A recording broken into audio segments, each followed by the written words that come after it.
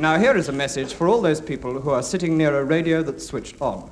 It could explode at any moment. Look out! Hello? Are you still there? Hello? Oh, well, for those of you who were sitting a long way away, or have only just switched on, here is another warning. In a few moments, I'm sorry I'll read that again, we'll begin. Now, we're going to be fair. We're going to give you a chance to switch off your sets, but you'll have to be quick.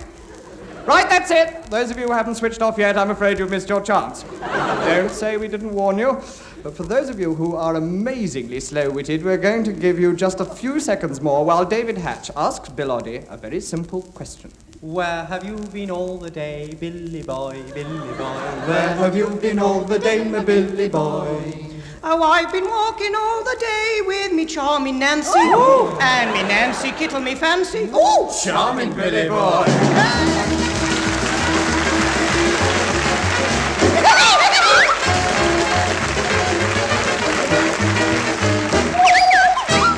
And as with the Angus Prune tune we cry, take me to your Dave leader, we once again lead you up the garden path in the company of Tim Brooke-Taylor, John Garden Peas, David Cabbage Patch, Joe Rainium, and Sweet William. And here is your very own, common or garden, mainly common, John Otto Cleese. Oh, I'm sorry, I'll read that again.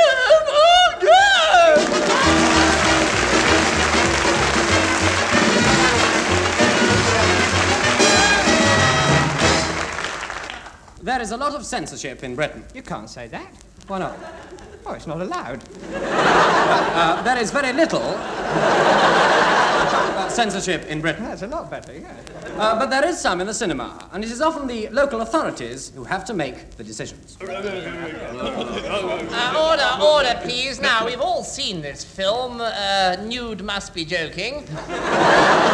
Some of us at least 14 or 15 times. Now, what we have to decide is whether anybody else should be allowed to see it. Any view? I thought it was smashing. Thank you, Vicar. Lady Springford, you have 2 children under 12. Would you be happy for them to see this sort of film? Well, it's not my children I'm worried about. It's my husband. I have quite enough trouble trying to keep the house clean as it is without him charging in. Quite, yes. I'm sure we're all missing the point. I mean, it's symbolic, isn't it? Could we just run reel 3 again if it's cooled down? Now, there we see the 2 hairdressers who are... I'm not quite sure where the goat comes in. It comes in through the door. There he is. There he is now coming through the door. And here's my favourite moment where he butts the blonde hairdresser. Now, what's wrong with that? Pure pornography. Symbolism. Speaking of sex, and why not? Why not indeed? My goldfish. What am I talking about? No, speaking of sex, I saw a rather sensational film recently. I forget what it was called, but there were these 2 sailors and this girl. Lovely girl she was. Well, you see, she invited them up to her flat. Very slowly, she proceeded to undress. First her shoes, and her stocking. Well, what happened then? I don't know, I fell asleep. I'm afraid so, yeah, fast asleep. Thank you, Colonel. That was all very helpful. Perhaps we should return to the film we're meant to be discussing. Nude Must Be Joking. Should we make any cuts? No. But what about that scene where the 3 nuns beat up the policeman? Marvellous. Fabulous camera angles. But don't you think it might incite people to attack policemen? No, only nuns. Oh, that's all right. So, we're all happy for this film to be shown uncut and to anybody. Oh, no. It shouldn't be cut. It shouldn't be shown to anybody. So, we're agreed it's not suitable unless there are separate showings for men and for women. And for nuns and goats. Good. Well, that's obviously impractical, so let's say nobody should see this disgusting, depraving, and distasteful film. Yeah. Thank you, everybody. Any other business? Could we just... Of course. Can we run it again, Sidney?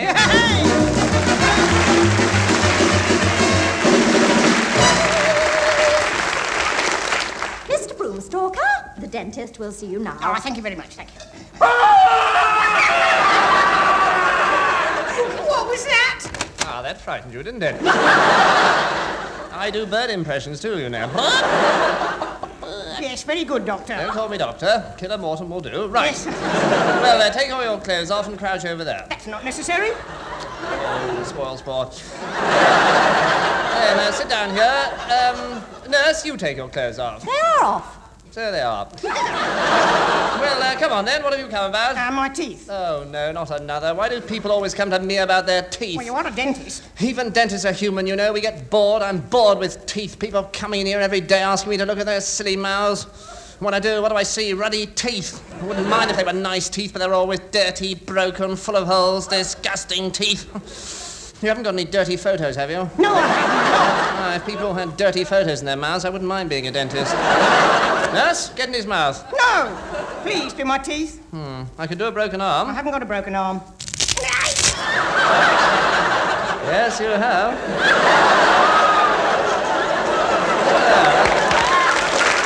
There you are, you see. More little man, that'll teach you to bore me. Now, let's play cribbage. No, please, teeth. Oh, all right, teeth it is.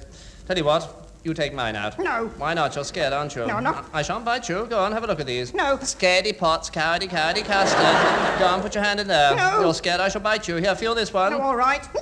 Aha, I bit you. First round to me. Please do my teeth. Oh, very well. Put your head back. I hadn't taken it off.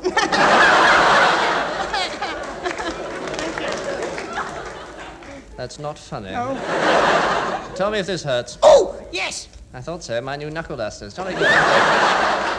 Now, let's have a look in here. Good Lord. They've all gone. You're absolutely toothless. Woo-hoo-hoo. That's my ear.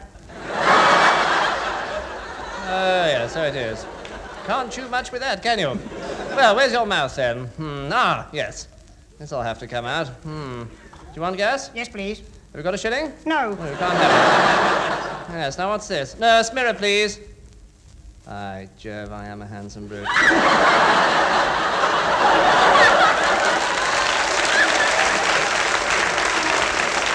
Thank you, nurse. Now, drill, please. And rinse out.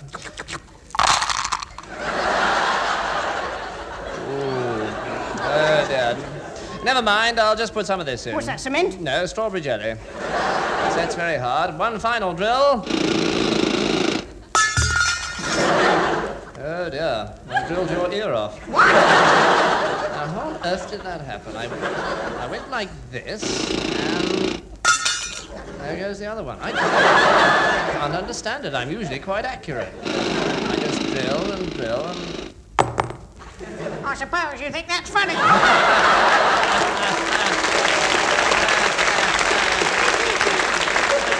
Very good.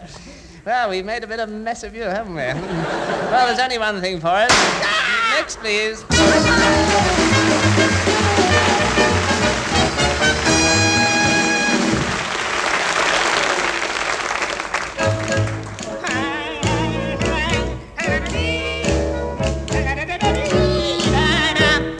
Down in Portugal, where lovers meet by a Porto Bay, oh, they will whisper to each other, and this is what they say: Avo pashesh marinero, oh, with the moon above, Avo pashesh marinero. That means, what does it mean? I don't know. Look it up. Say it softly in the moonlight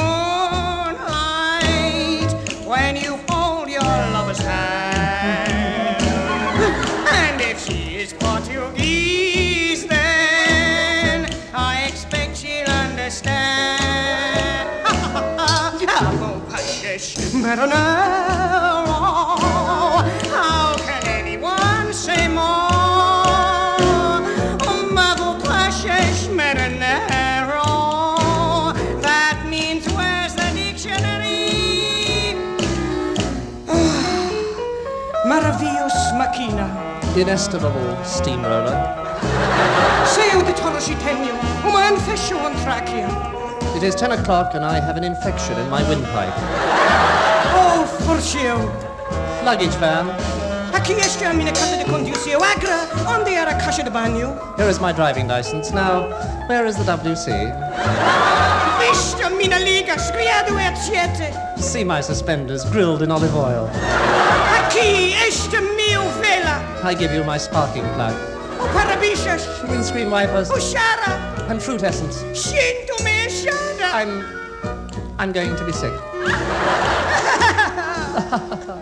Claro bicho. Unmistakable maggot. Diga. Tell me, Fala Portuguese. do you speak Portuguese? No, I'm English. But why don't you tell me before you great twit? All together. Avo pashash mananero. And a shrimp.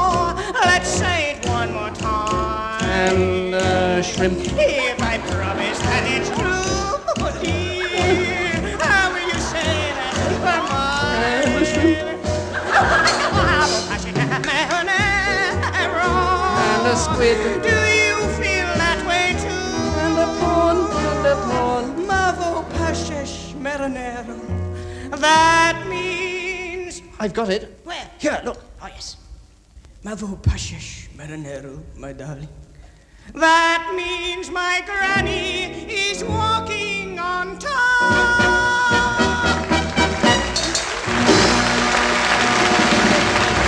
Tar?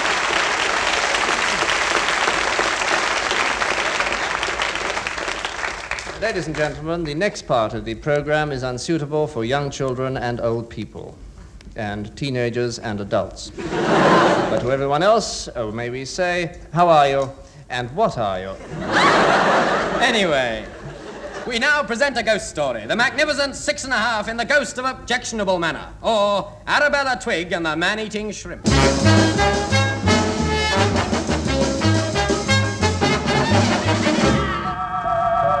London, 1886. Lancashire, 78 for 4.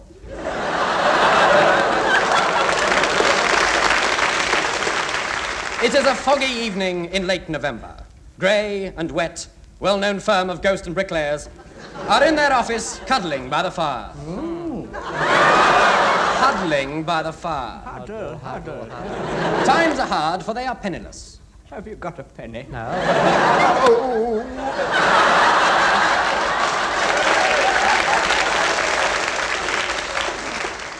Fetch the money ledger. Money ledger. Now, see if you can walk across the room with it on your head. On my head, huh? Oh. There, we can't even balance our accounts.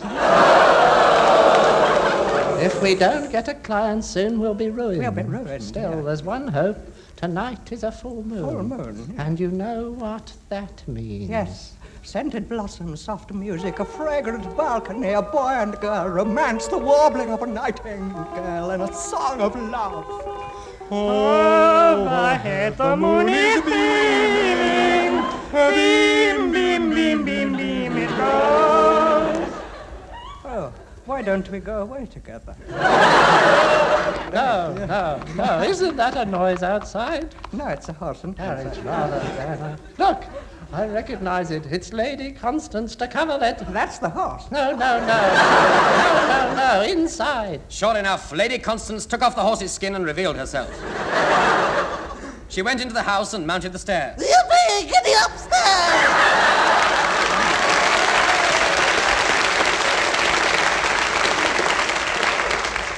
Soon she reached the office door and strode through it. Mr. Gray ran forward and gave her a chair. Hooray. Thank you. Oh, I expect you know what brought me here. A horse and carriage. Horse and carriage. Right, now do you deal with ghosts? We do that. Do that. Then I have a job for you. A pleasure to serve you. Pleasure to serve A you. great honor. Great honor. Anything you ask. How much? Shut up, Webb. Sorry, madam. All right, love. I don't know where I am. I have just acquired a decrepit manor. Thought you always had it.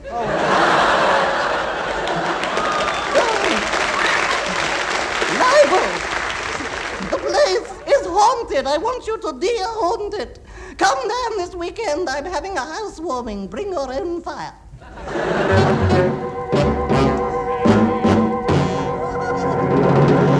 So Gray and Wet went to face a terrifying unknown. They set off with a will. To my sister I leave 12 assistants. Soon they were groping their way up the drive of Objectionable Manor. Then Gray heard a footfall.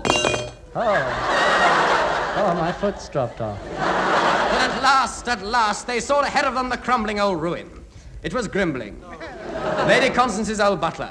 He stood at the door to meet them and they walked towards an open fire. Open fire! What can I do for you, gentlemen? Very little, I should think. At your age, certainly. Lady Constance sent for us to deal with a ghost. What's the matter? I've just read the next joke. Ah, so you've come to die. What? Instead of tomorrow.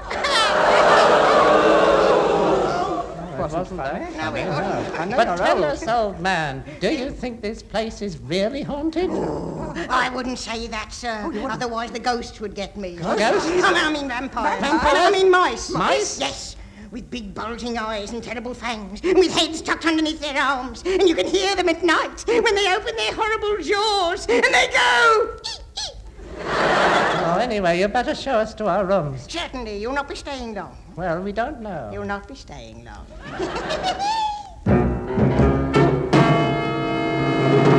So Grimbling conducted them round the house. I say, that's pretty. What are those? Those are the maids' quarters. Lovely. Anyway, here we are. Is this where we're staying? Yes, your sweet sirs. You're rather wonderful yourself. And so they thanked Grimbling and tipped him downstairs. That evening they dressed for dinner. Do you like my vinegar? Oh, yes. Is my cabbage straight? Yes. Pass some my collies, would you? I beg your pudding. And at 9 o'clock, they went downstairs for a hearty meal of roast beef, little knowing what was to follow. Jam roll and custard. And so the meal began. Everything seemed normal enough, but Wet felt strangely nervous. However, he tried not to show it and continued calmly stuffing spring onions up his nose. No one spoke as they worked their way through the braised radishes, till suddenly a hideous sound rent the air. Beg your pardon? Was that your stomach, servile? Yes, things that go burp in the night.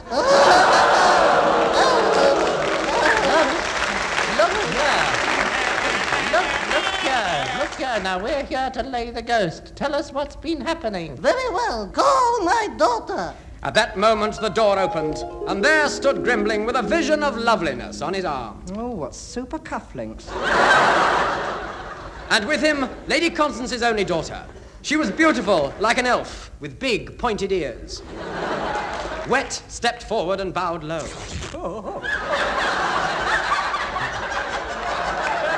He could hardly conceal his passion. He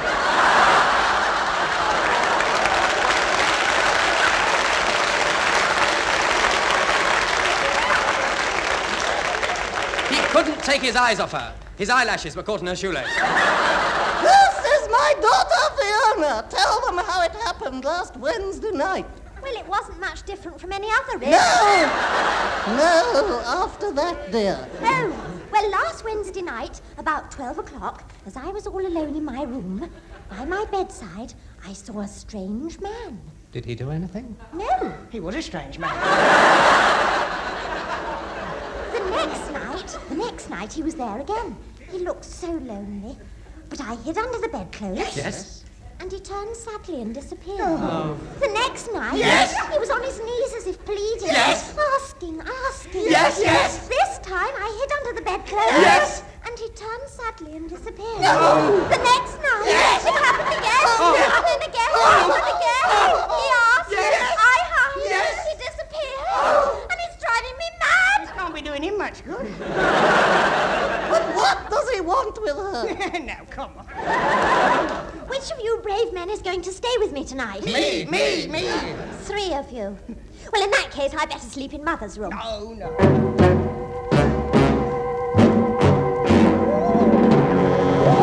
So they all three crept upstairs to Fiona's room and sprang into bed. Soon the house fell silent. Only the wind was moaning in the chimney.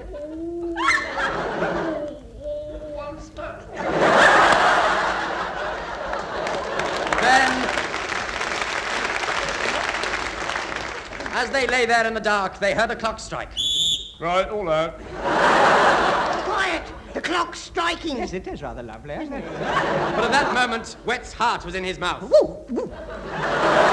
Grimbling's hair stood on end to get a better view. Look, hideous creature, look at those bulging eyes, that wild straggling hair, and those two horrid sharp teeth sticking out. I am a ghost. Well, I mean a ghost. I've come to hint you.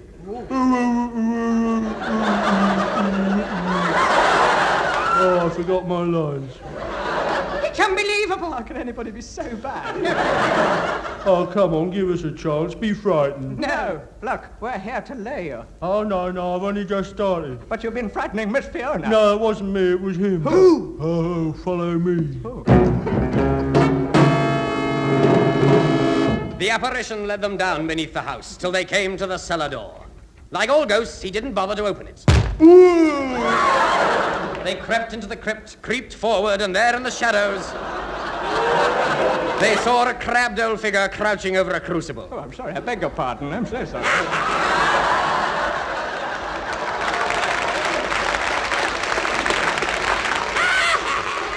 Welcome to the home of the vampire. The what? Vampire. Stick it up your...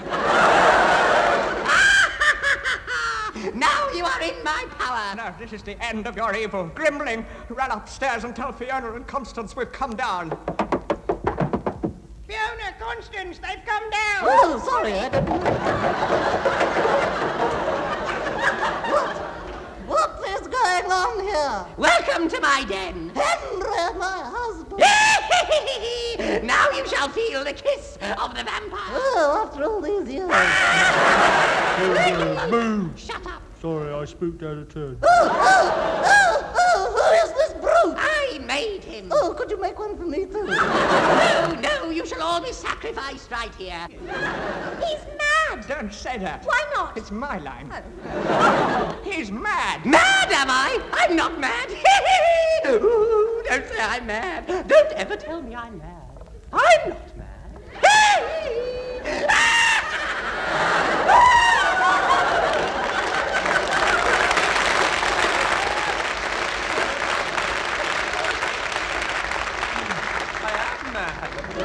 Seizing his opportunity, Mr. Gray leapt forward and killed the monster in the only way possible, by driving a pork chop through his heart. Should be a steak. At 10 and 6 a pound? So that ends our ghost story. But if you have the feeling at this moment that something is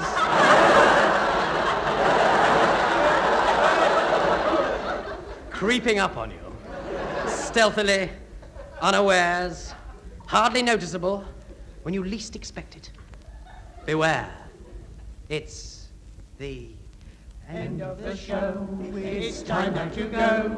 We hope we brought you laughter and joy. So until we meet you all again next week, it's goodbye, goodbye, goodbye.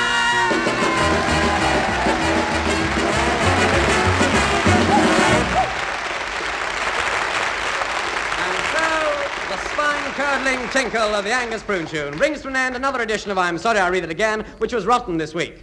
I'm sorry, which was written this week by Tim Brooke-Taylor, David Hatch, Derek Farman, and Bill Oddie. Bill Oddie wrote the songs as normal, if one can apply that word to Bill Oddie. And the rest of the music was provided and played by Gypsy Dave Lee, with arrangements by Leon Cohen, one of the 3 Cohens in the fountain. Yes, well, the amazing performers were Tim Brooke-Taylor, John Cleese, David Hatch, Joe Kendall, Bill Oddie, and the whole show was produced by Humphrey Barclay, the lad with the delicate air and the strong glue to hold it on.